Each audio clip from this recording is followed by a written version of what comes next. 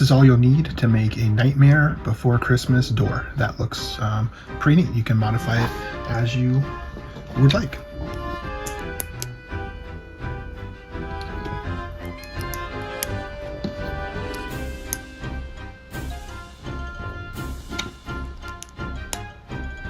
Kind of gives a different wood.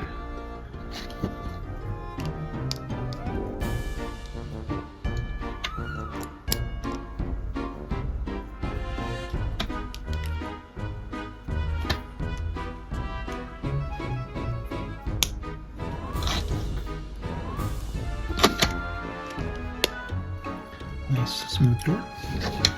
And then for the hinges like so, and you would just connect it. That simple.